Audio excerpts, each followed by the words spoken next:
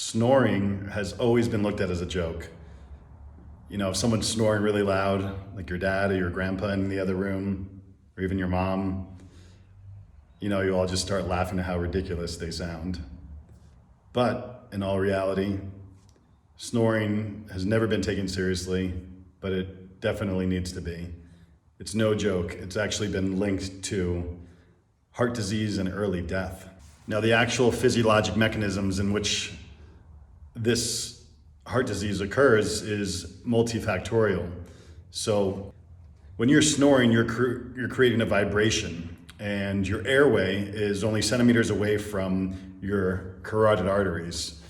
That vibration actually causes the carotid arteries to thicken, and these carotid arteries are the pathway from your heart to your brain.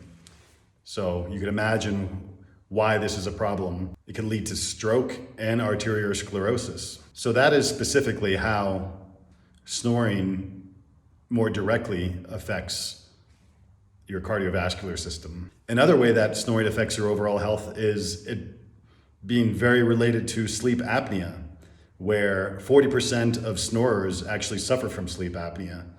Now, sleep apnea is, they call it OSA, obstructive sleep apnea. There's also something called central sleep apnea. So when you're snoring, it could be a potential sign that you have sleep apnea. And that's no joke either. It's related to heart disease, cancer, diabetes, stroke, heart attacks. So of course, if you snore, it doesn't mean that you're definitely gonna get these things or that you have sleep apnea.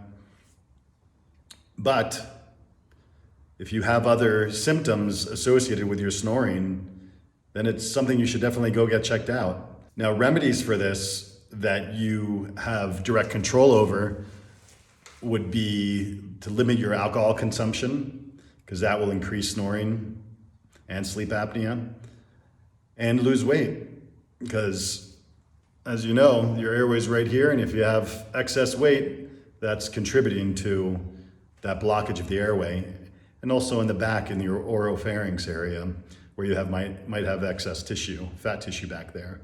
So those are the two direct things that you can control.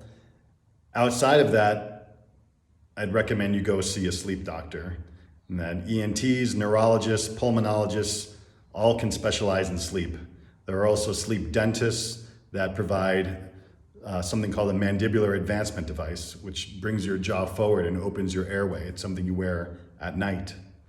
The first line of defense is the CPAP, the continuous positive airway pressure, one of those masks that you see that people wear at night that just basically pushes air into your mouth or nose and keeps your airway open.